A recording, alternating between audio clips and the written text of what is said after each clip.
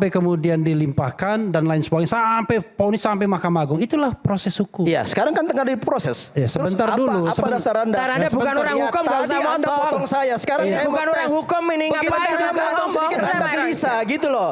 Supaya Anda diajar dari Bisa, proses Pak ini. Joni. Saling Anda menghargai. ngomong tidak ada lagi substansinya. Udah, dengarkan saya. Ada substansi, nggak ada.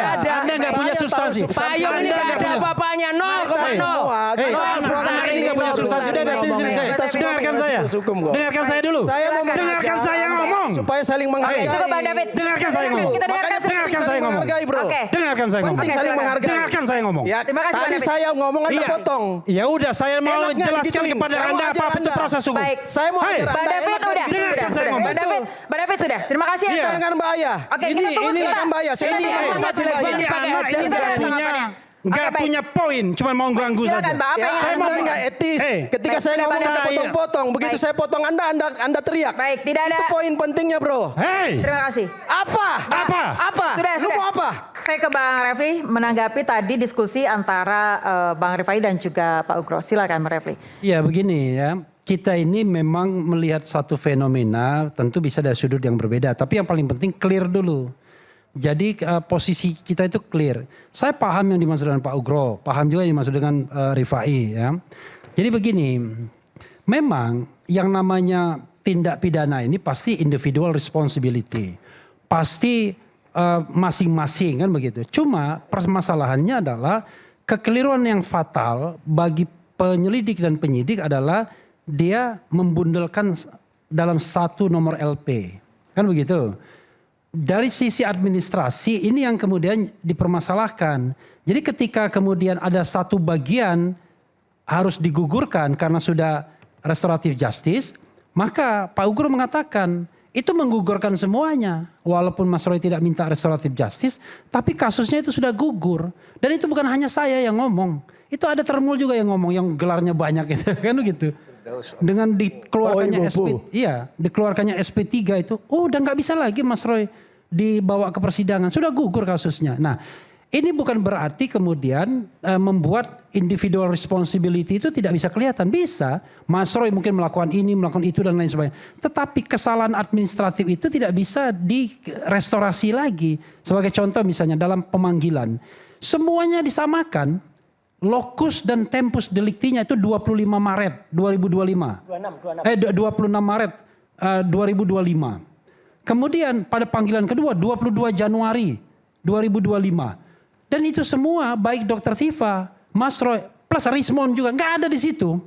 Itu kegiatan-kegiatan yang dilakukan TPUA semua itu sebenarnya. Dan yang duluan dibebaskan ya TPUA juga Egy Sujana. Jadi menurut saya masalahnya adalah pihak kejaksaan dalam pandangan saya dia juga kebingungan. Kok ada administrasi kasus seperti ini? Gak jelas gitu. Nah salahnya sendiri apalagi nanti sidang di split. Karena saya dengar kan satu-satu sudah dibikin misalnya. Kalau split 8 tadi saya katakan Pak Jokowi mau keliling di 8 itu. 8 persidangan itu. Kan? Jadi ada hal-hal yang kemudian harus kita pahamkan. Nah kedua untuk Bang Fikar ya. Senior saya, udah 69 tahun sekarang ya, tua juga kita ya. Jadi begini, kan dia udah bilang tuh yang namanya bantuan hukum struktural. Dia udah paham karena dulu orang LBH juga. Jadi dari dulu zaman Soeharto, zaman sekarang kita nggak bisa yang namanya pure penegakan hukum itu nggak bisa. Kita harus melengkapi dengan elemen-elemen lain. Kalau kita mau jujur ya, yang namanya proses persidangan itu atau proses penegakan hukum itu di dalam sebuah negeri yang masih korup persidangannya atau penegakan hukumnya itu dua saja, menggunakan power atau menggunakan public opinion, kan itu. Tapi yang ketiga yang nggak enaknya menggunakan sarana suap menyuap begitu. Nah itu adalah realitas hukum kita yang kita memang harus tegakkan bersama. Ini saya tanya nih misalnya kepada lawyer ini ya, Anda pernah nyuap nggak gitu? Kalau saya dikatakan kepada saya nggak pernah. Wallahi demi Allah. Tapi berani nggak dia bersumpah bahwa dia tidak pernah menyuap? Menyuap siapa aja? Polisi, hakim, jaksa dan lain sebagainya. Itu sendiri realitas yang kita harus pahami. Oke, kita karena ini kasus politik tingkat tinggi, memang Nggak ada uang misalnya untuk gelar perkara khusus. Mana ada, kita harus nyetor uang dan lain sebagainya. Tetapi mereka-mereka yang tidak memiliki cantolan opini publik dan lain sebagainya, itu harus membiayai semua. Tahap demi tahap proses penyelidikan dan penyidikan. Boy tahu itu, harus dibiayai, bayangkan. Saya melaporkan sesuatu misalnya, kalau nggak kita kotak-katik, nggak juga ditindaklanjuti. Misalnya, ya katakanlah di penipuan misalnya. Tapi daripada kita keluar uang ya lebih baik ya sudahlah kita relakan aja uang yang sudah hilang daripada kita lapor-lapor melulu tapi kemudian tidak ditindaklanjuti juga. Jadi itulah realitas kita yang kita harus pahami. Jadi kalau misalnya ada Bang Fikar sampai sekarang usia 69 tahun masih bilang Anda harus Anda harus pra-peradilan. Kayaknya baca dulu disertasi yang Pak Didit Wijayanto tentang pra-peradilan di mana itu bukan success story, itu sad story. Dan kalau kita lihat misalnya pra-peradilan terakhir, kalau Anda tidak punya cantolan pada kekuasaan, kalah Anda. Tapi coba Anda punya cantolan kekuasaan. Saya frankly speaking, karena ini sudah menjadi fakta publik, Budi Gunawan menang. Walaupun tidak ada penetapan tersangka di dalam KUHP yang lama. Siapa lagi yang menang? Itu ada pamannya, orang yang berkuasa, pengusaha. Menang walaupun dia runaway di tempat yang lain jadi DPO. Menang dia. Tapi Tom Lembong, sampai kemudian Prabowo turun memberikan abolisi, baru kemudian dia bebas, mulai dari peradilan, sidang dan lain sebagainya. Nah kita nggak tahu spekulasinya dengan Nadiem Makarim misalnya, itu juga terjadi. Jadi hal-hal seperti itu sudah menjadi bagian dari kita. Nah kalau kita punya komitmen untuk melakukan penegakan hukum, law enforcement tanpa kita bertengkar, kita akan bahagia kalau penegakan hukum ini jujur, lurus, pakai otak, bukan pakai otot, ya kan? Berarti hingga saat ini Anda meyakini bahwa proses hukum di Indonesia harus ada intervensi penguasa? Bukan harus ada intervensi penguasa. Kalau prosesnya tidak baik, prosesnya bengkok, maka wajib ada intervensi kekuasaan yang baik, benevolent power. Okay. Tapi kalau misalnya sudah baik, haram hukumnya diintervensi. Orang mengatakan, wah tidak sesuai dengan ajaran. Anda terlalu banyak belajar di barat sih. Ketika proses hukumnya sudah jauh lebih independen. Anda tidak bisa mengukur negeri yang negeri seperti Indonesia dengan negeri yang sudah law enforcementnya baik, independency of judiciary-nya baik. Kita dengan fenomena Zarub Rikar saja, nggak ada kok yang terengah. Saya mengatakan shutdown harusnya Mahkamah Agung. Bayangkan seorang maklar itu bisa mengumpulkan 1 triliun. Maklarnya aja 1 triliun, apalagi pembagiannya kemana-mananya. Kalau untuk kasus ini menurut Anda? Ya ini nuansa politiknya tinggi. Oke, saya mau tanya ke Bang David, Bang, terkait dengan kasus dengan politik tingkat tinggi yang dikatakan Bang Refli. Iya, saya cenderung mungkin kali ini saya sepakat dengan Bung Refli ya. Karena gini, tadi saya memulainya kan pertama bahwa memang kasus ini nuansa tendensi politiknya begitu, aromanya di indera kita itu sangat tercium ya.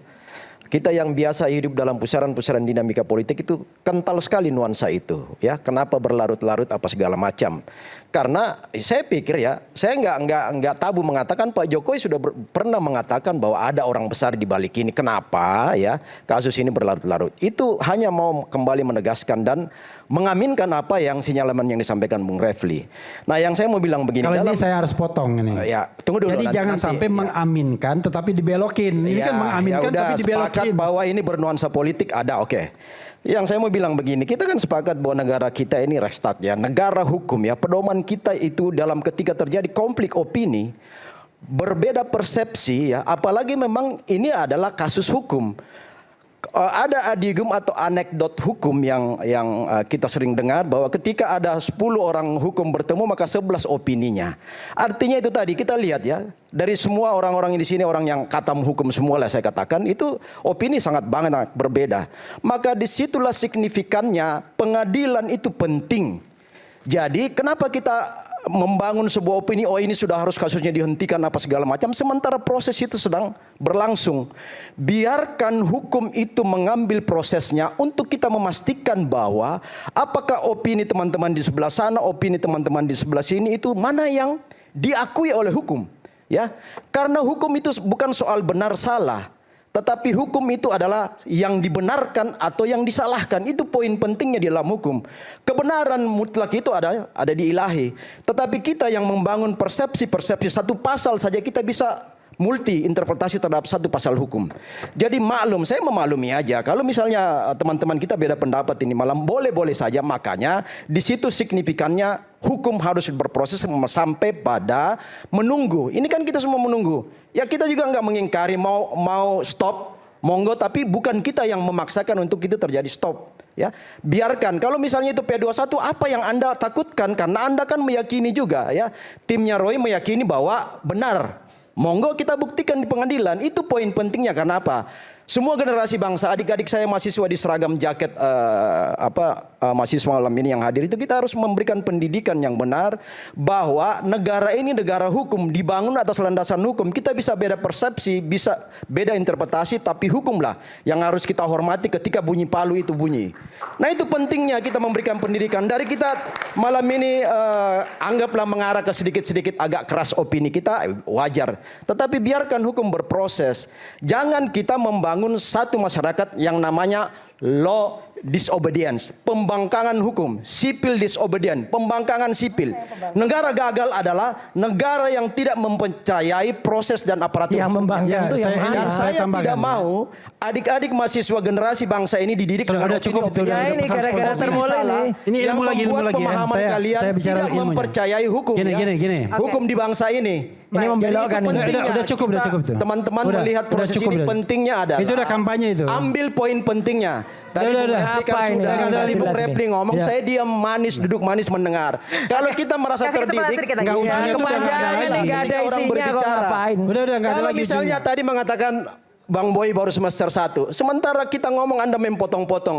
Pertanyaannya di mana etika pendidikan Anda? Itu Loh, yang ini pentingnya loh. juga ngapain juga kampanye nggak punya pentingnya legal loh. standing ini, nggak Oke, usah. oke, saya aja Si ngomong. Roy, Nggak usah, nggak nunjuk- usah. nunjuk di mana Nggak legal usah, standing. nggak punya legal Anda standing ini yang ngapain tidak ini? punya legal Udah, standing.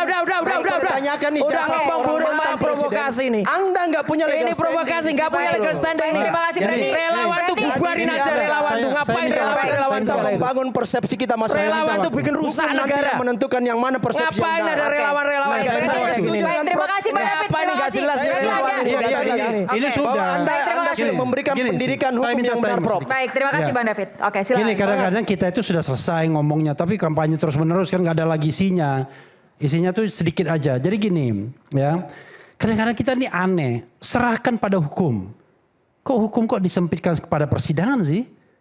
Paham nggak? Yang namanya hukum tuh mulai dari pelaporan, ya kan?